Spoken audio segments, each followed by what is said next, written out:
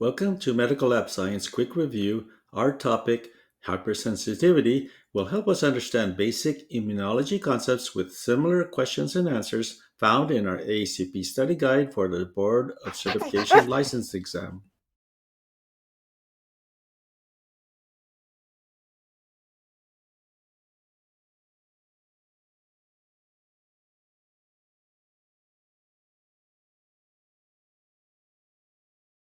Achoo! Types 1, 2, and 3 are mediated by antibodies and take effect within minutes to a few hours after exposure to the inducing antigen, or in this case, allergen. In contrast, type 4 is mediated by T cells rather than antibodies, and the T cells take 24 to 48 hours after contact with the antigen or allergen, hence, it is also called delayed hypersensitivity. We'll review the four types of hypersensitivity based upon their immunologic mechanisms. Type 1 hypersensitivity is also known as immediate and anaphylactic hypersensitivity, where the mechanism is IgE mediated allergen binds to the IgE sensitized mast cell. Type 2 is cytotoxic hypersensitivity, where antibody binds to cell sensitized cognate antigen. Type 3 is where excess immune complexes deposits in tissues and organs. Type 4 or delayed hypersensitivity, sensitized T cells release interleukins, and lymphocyte, monocyte, and macrophage infiltration follows. Here we see examples of each type of hypersensitivity.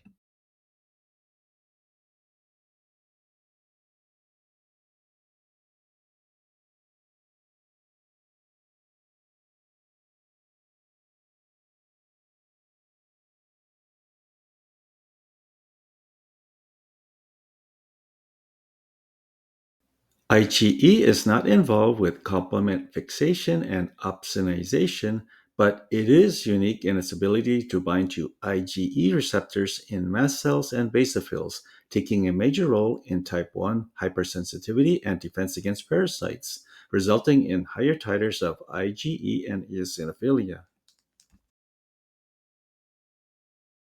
Besides chronic parasitic infections, eosinophilia is also seen in neoplasms, allergies, including drug allergies, and asthma.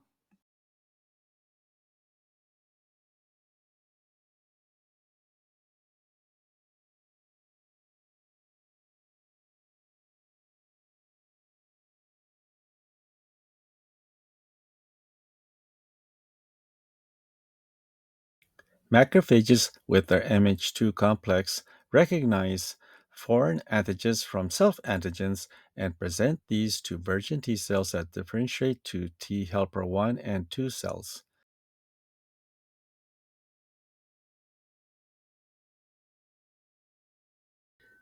T helper 1 and T helper 2 cells release interleukins that activate B cells to produce IgE antibodies. Usually, the ratio of Th1 and Th2 is balanced for protective immunity that does not harm the host.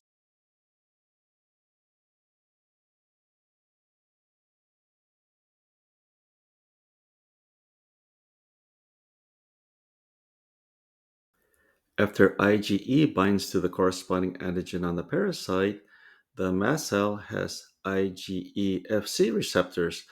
The activated mast cell will now release its granules of histamine and heparin, thereby killing the parasite. In chronic infections with parasites, eosinophils play a role with their attempt at phagocytosis and releasing of their granules to kill the parasite. Unfortunately, IgE has a bad side: type 1 hypersensitivity reactions with allergies and anaphylactic shock. The hypersensitivity theory is that during early in life, sensitization with potential allergens take place that upset the balance of T helper 1 and T helper 2 cells. The bias towards T helper 2 cells over T helper 1 upsets the regulation of B lymphocytes with interleukins that stimulate B lymphocytes to produce excess IgE antibodies.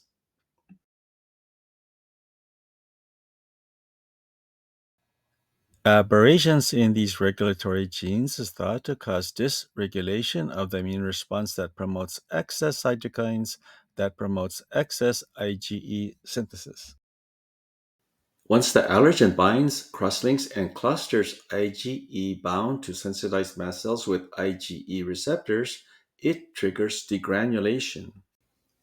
Just like we saw earlier with mast cell degranulation with the parasite, here we see degranulation of mast cells with release of the histamine, heparin, proteases, cytokines, and other factors and vasoactive compounds in the atopic individual.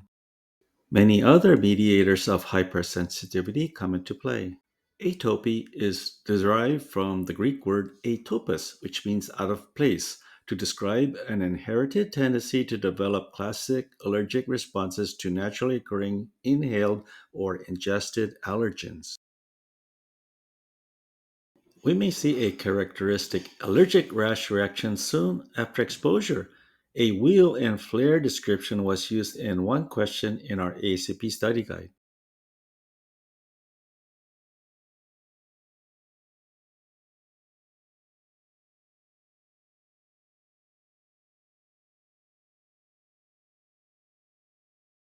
A question in our study guide asks about two specific blood tests to help confirm a specific type of allergy: allergen specific IgE and total serum IgE.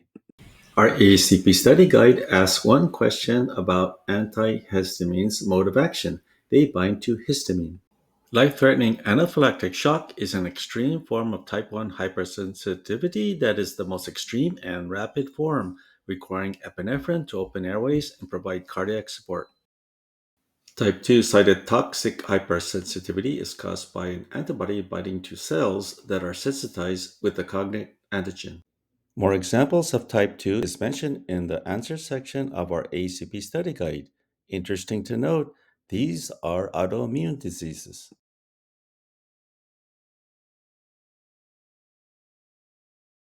Cellular damage can occur several ways. Antibodies binding to the cellular antigens attract the complement cascade and cellular death by the membrane attack unit. Opsonization can attract phagocytes such as macrophages or natural killer cells. Hemolytic transfusion reaction is a classic example of cytotoxic type 2 hypersensitivity.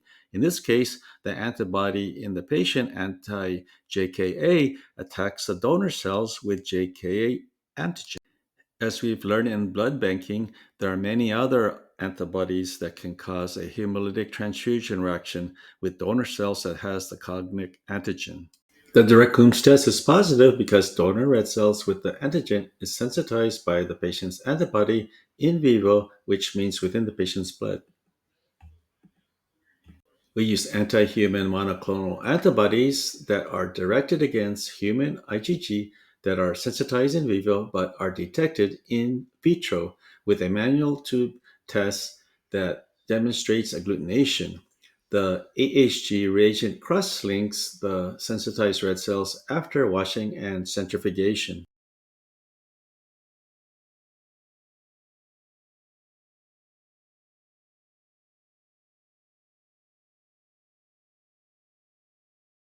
Another classic example of type 2 hypersensitivity is hemolytic disease of the newborn, when an Rh negative mother is exposed with D antigen from a previous pregnancy and acquires anti D, and this active immunization is hazardous to the positive D antigen in the baby. That subsequent baby will have a hemolytic disease of the newborn.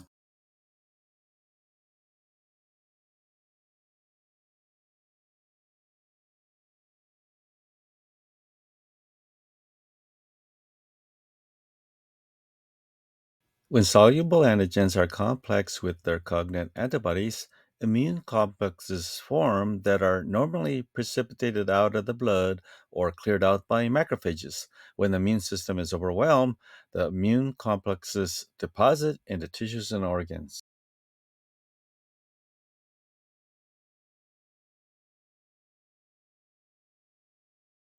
IgG antibody antigen immune complexes attract complement, inflammatory response ensues, causing inflammation with its signs and symptoms. Now for type 4, delayed hypersensitivity.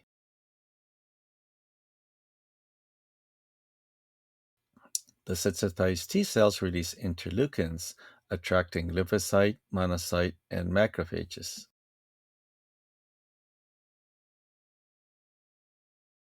Contact dermatitis is a good example of delayed hypersensitivity.